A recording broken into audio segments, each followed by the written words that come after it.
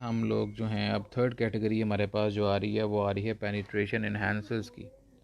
Penetration इन्हांसर्स जो होते हैं बेसिकली ये वो एजेंट्स होते हैं जो स्किन के अंदर से ड्रग की पेनिट्रेशन को इन्हांस करते हैं, एब्जॉर्प्शन को बढ़ाते हैं, सॉर्प्शन को प्रमोट करते हैं।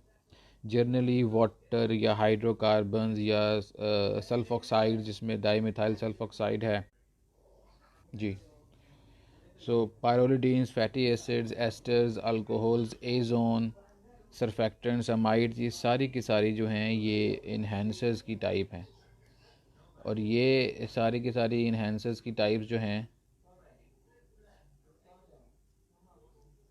ये सारी की सारी इन्हेंसर्स की टाइप जो हैं हमारे पास वो हम अपनी सिस्टम के अंदर अपनी प्रेपरेशन के अंदर ऐड करते हैं।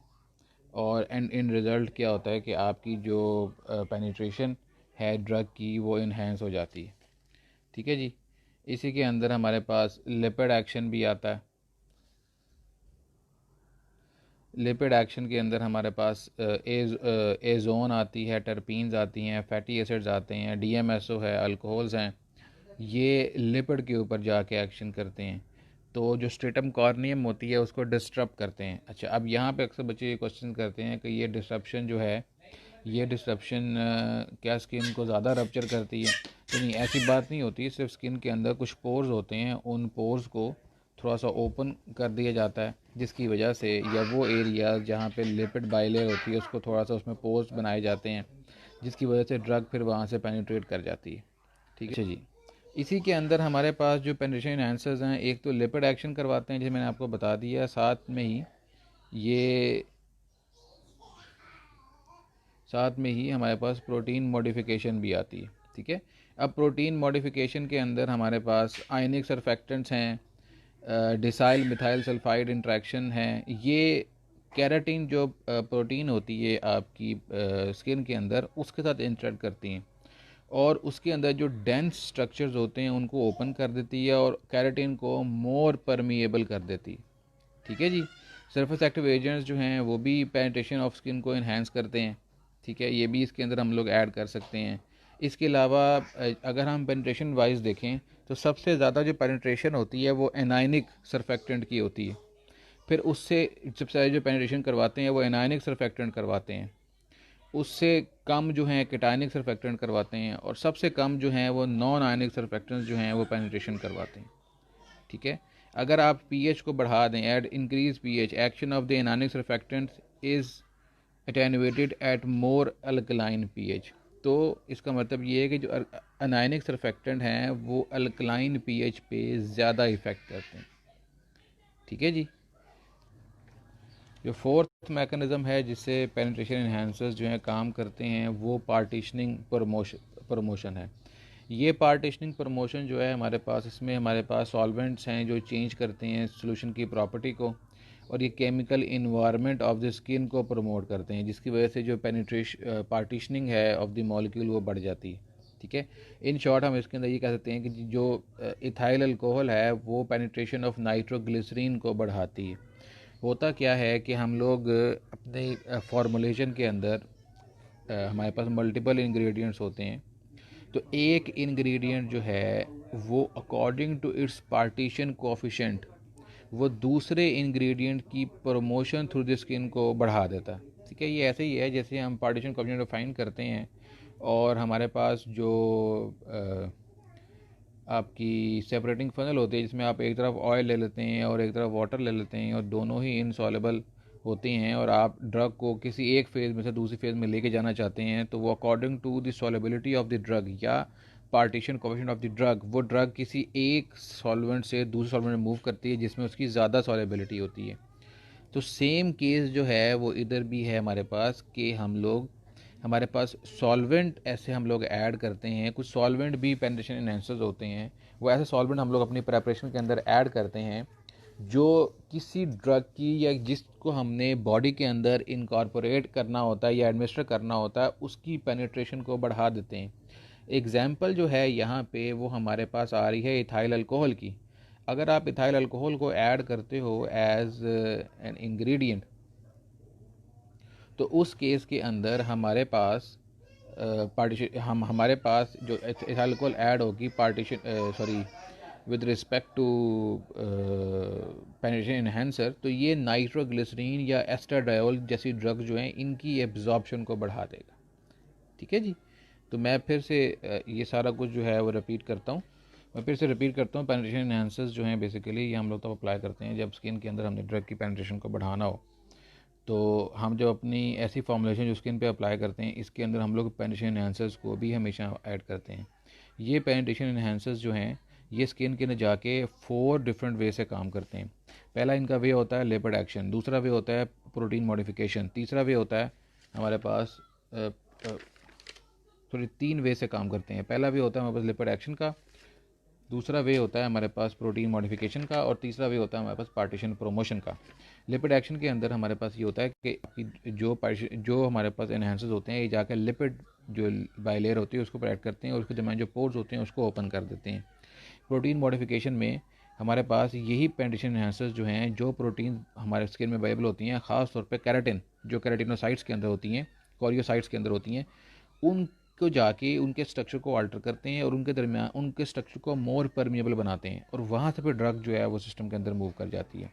और जो लास्ट हमारे पास इसके अंदर फिनोमेना आता है वो आता है पार्टीशन प्रमोशन का। इसके अंदर आपके पास सॉल्वेंट की फॉर्म में पेनिट्रेशन एनहांसर्स होते हैं और ये पेनिट्रेशन एनहांसर्स सॉल्वेंट की फॉर्म में जो होते हैं ये अल्टीमेटली प्रमोट करते हैं किसी न किसी स्पेसिफिक ड्रग की according to its partition coefficient body के अंदर इसकी एब्जॉर्प्शन को बढ़ाते हैं।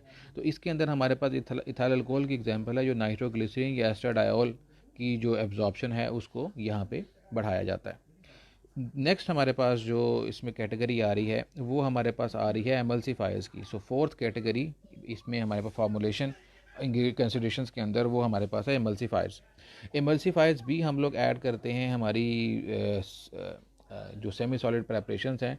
इसके अंदर हमारे पास जो एमल्सीफायर्स कॉमनली यूज होते हैं उसमें पहली टाइप जो है फैटी एसिड और अल्कोहल्स की है। ठीक है, इसके अलावा पॉलीवेलेंट आइंस हम लोग in the form of add करते हैं। टाइप एमल्सीफायर जो हम लोग ऐड करते हैं, फिर इसाइल लेक्टाइलेट्स हैं जो हम लोग ऐड करते हैं। ये डिफरेंट सारी सब टाइप्स हैं आपकी एमल्सीफायर्स की। जो पहली सब टाइप है हमारे पास एमल्सीफायर्स की वो स्टीरिक एसिड या पाल्मेटिक एसिड है और ये ग्रेटेस्ट प्रोपोर्शन में प्रेजेंट होते हैं, हम लोग यूज़ करते हैं इनको। ठीक है, इसमें स्टीरिक एसिड जो है ये वाटर रिमूवेबल क्रीम बनाता है। मैं फिर से रिपीट करता हूँ, स्टीरिक एसिड और पाल्मेटिक एसिड को हम लोग कॉमनली यूज़ करते हैं एज अ सरफेक्टेंट या एमल्सीफायर, और ये फैटी एसिड्स और अल्कोहल्स की टाइप के अंदर जो है ये आ रहा होता है। ठीक है, स्टीरिक एसिड जो है इसको हम लोग कॉमनली यूज़ करते हैं ऐसी प्रेपरेशन के अंदर जो वाटर रिमूवेबल होंगी और ये स्किन को एक मैट टच देती हैं, मींस शाइनी स्किन नहीं होगी, रादर इसमें डल स्किन जो है वो हो जाती है। When stearic soap use as emulsifier enough quantities of KOH or triethylonamine usually react with 8 to 20% of stearic acid। Stearic soap भी हम लोग इस केस के अंदर जब बनाते हैं तो उसमें स्टीरिक एसिड को रिएक्ट करवाया जाता है विद सम अल्कली, तो उससे हमारे पास स्टीरिक सोप जो है वो बनता है। क्योंकि सोप भी एक सेमी सॉलिड प्रेपरेशन है या सॉलिड प्रेपरेशन है और इसको भी हम स्किन पे अप्लाई करते हैं, तो बेसिकली वहाँ पर भी हम लोग जो सर्फेक्टेंट यूज़ करेंगे, एमल्सीफायर यूज़ करेंगे, वो स्टीरिक एसिड यूज़ होगा और स्टीरिक एसिड को फिर आप रिएक्ट करवाओगे with some type of alkali. आमतौर पर हमारे पास पोटाशियम हाइड्रोक्साइड यूज़ करते हैं या कुछ केसेस में ट्राइथ्रोलामाइन भी हम लोग यूज़ करते हैं और 8 to 20% स्टीरिक एसिड को एक साथ रिएक्ट करवा के तो फिर आपकी जो सोप है वो फॉर्म होता है। ठीक है जी। इसके अलावा हमारे पास पॉलीवेलेंट आइंस हैं जो कि हम लोग यूज़ करते हैं एज सर्फेक्टेंट। इसमें magnesium, calcium, aluminium tend to stabilize water in oil emulsion by cross linking and with polar groups of fatty materials. तो जो पॉलीवेलेंट आइंस हैं ये भी हम लोग सर्फेक्टेंट के लिए यूज़ के तौर पे या एमल्सीफायर के तौर पे यूज़ करते हैं, लेकिन ये उन प्रेपरेशन में हम लोग यूज़ करते हैं जिन प्रेपरेशंस को हमने वाटर इन ऑयल फॉर्म में बनाना हो। तो ये कि वाटर इन ऑयल एमल्शन को फैसिलिटेट करते हैं। तो अगर आप ऑयल बेस है तो उसके अंदर आपने एमल्सीफायर यूज़ करना है तो इन दैट केस आप पॉलीवेलेंट आइंस को हम लोग यूज़ करेंगे। इसके अलावा एक सिस्टम होता है वो कहलाता है मिक्स्ड एमल्सीफायर सिस्टम। ये जो मिक्स्ड एमल्सीफायर सिस्टम होता है ये कम्बिनेशन होता है डिफरेंट एमल्सीफायर्स का, जिसके अंदर ऑयल सॉल्युबल एमल्सीफायर भी होते हैं और ऑक्सिलरी एमल्सीफायर भी होते हैं। ठीक है, अगर इसमें ऑयल सॉल्युबल भी हों, ऑक्सिलरी भी हो, मीन्स वो ऑयल सॉल्युबल भी हों और वाटर सॉल्युबल भी हों, तो जब अब इनको आप यूज़ करेंगे सिस्टम के अंदर, तो ये सिस्टम जो है ये हमारे पास कहलाता है मिक्स एमल्सीफायर सिस्टम। ठीक है जी। तो इसके अंदर हमारे पास triethanolamine stearate soap combined with cetyl alcohol is example of oil and water mix emulsifier system. तो ट्राइएथेनोलामाइन जो है ये एक अल्कलाइन एजेंट है। स्टीरिक एसिड डालेंगे इसके अंदर स्टीरिक सोप बनेगा। अगर इस स्टीरिक सोप को आप सिटाइल अल्कोहल के साथ मिक्स कर दो, सिटाइल अल्कोहल के साथ इसको मिक्स कर दो, तो वो जो सिस्टम बनेगा वो मिक्स्ड एमल्सीफायर सिस्टम बनेगा। इसमें ट्राइएथेनोलामाइन और स्टीरिक सोप जो है, ट्राइएथेनोलामाइन स्टीरिक सोप के अंदर दो कॉन्स्टिट्यूएंट्स होंगे, एक स्टीरिक एसिड जो एमल्सीफायर है और साथ में ट्राइएथेनोलामाइन। अगर इसके अंदर आप सीटाइल अल्कोहल भी डाल दो तो वो एक और एमल्सीफायर बन जाता है और फिर अल्टीमेटली वो water and oil mix emulsifier system बनाता है। ठीक है। इसके अलावा beeswax plus divalent cations small quantities में ये भी water soluble mix emulsifier system बनाते हैं। बीज वैक्स और डाईवेलेंट केटाइंस, बीज वैक्स यहाँ पे आपका सॉल्वेंट है, डाईवेलेंट कैल्शियम आइंस जो हैं ये एमल्सीफायर है स्मॉल क्वांटिटीज़ में। जब इन दोनों को आप मिक्स करते हो तो ये भी एक मिक्स्ड एमल्सीफायर सिस्टम बनाता है। ठीक है, जो वाटर सॉल्युबल भी है और साथ ही साथ ऑयल सॉल्युबल भी है। Soft cream, soft water and oil cream basis can be used with calcium ions and auxiliary emulsifier. इसके अलावा वाटर इन ऑयल क्रीम्स के अंदर भी हम लोग सम केसेस में कैल्शियम आइंस को यूज़ करते हैं, जो हमने ऊपर पढ़ा भी कि पॉलीवेलेंट आइंस जो होते हैं ये ऑयल बेस के लिए यूज़ होते हैं, और इसके अंदर ऑक्सिलरी एमल्सीफायर्स को भी हम लोग यूज़ करवा सकते हैं। थर्ड कैटेगरी जो हमारे पास आ रही है वो सोप टाइप एमल्सीफायर की आ रही है। ये सोप टाइप एमल्सीफायर जो हैं ये generally these are unstable in acidic substances. ठीक है, केटाइनिक और non ionic emulsifiers are preferable for such cases. Acidics, अगर आपकी जो प्रेपरेशन है, अगर आपकी प्रेपरेशन जो है वो एसिडिक नेचर की है, तो इन दैट करता हूँ कि जो सोप टाइप एमल्सीफायर्स हैं ये जनरली एसिडिक, ऐसा इन्वायरमेंट जो एसिडिक नेचर का है वहाँ पे आप इनको यूज़ नहीं कर सकते। ठीक है, अगर वहाँ पे आप इनको यूज़ करेंगे तो ये अनस्टेबल हो जाएंगे। तो अगर एसिडिक सब्सटेंस है आपके पास तो इन दैट केस आप केटाइनिक या नॉन आयनिक एमल्सीफायर्स को इस केस में प्रेफर करेंगे। ठीक है, आपके पास आप एसिडिक सब्सटेंस के अंदर आप केटाइनिक एमल्सीफायर यूज़ कर लें या नॉन आयनिक एमल्सीफायर्स जो हैं वो यूज़ कर लें। मैं फिर से रिपीट कर रहा हूँ, जो क्वाटर्नरी अमोनियम कंपाउंड्स हैं जिसकी हमारे पास एग्जांपल में सिटाइल ट्राईमिथाइल अमोनियम कंपाउंड है, या ये जब फैटी अल्कोहल्स जिसमें सिटाइल अल्कोहल आती है इसके अंदर मिक्स होता है, तो उसको help to stabilize emulsion form by soap type emulsifiers. तो क्वाटर्नी अमोनियम कंपाउंड जिसकी एग्जांपल में सिटाइल ट्राईमिथाइल अमोनियम इसकी एग्जांपल है, अगर आपने इसको कंबाइन करना है फैटी अल्कोहल्स के साथ, ठीक है, जिसमें सिटाइल अल्कोहल की एग्जांपल है, तो हम इसके अंदर हमेशा सोप टाइप एमल्सीफायर को यूज़ करेंगे। ठीक है जी। नेक्स्ट हमारे पास जो टाइप है एमल्सीफायर की वो इसाइल लैक्टाइलेट्स हैं, chemically bounded lactic acid with fatty acids. तो बेसिकली एसाइल लैक्टाइलेट्स जो हैं इनमें दो चीज़ें होती हैं हमारे पास, एक लैक्टिक एसिड होता है, ठीक है, और दूसरा फैटी एसिड होता है। तो केमिकली लैक्टिक एसिड को फैटी एसिड से हम लोग जब ज्वाइन करते हैं तो हमारे पास जो फाइनल चीज़ आती है वो कहलाती है एसाइल लैक्टाइलेट्स।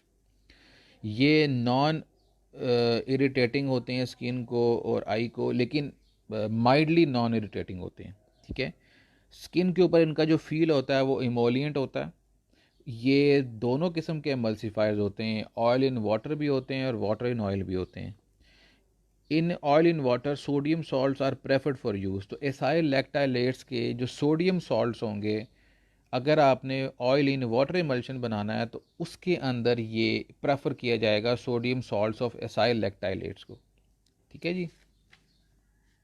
इसी के अंदर हमारे पास एक और एग्जांपल आ रही है प्रोमलगम्स सरफेक्टेंट्स के अंदर।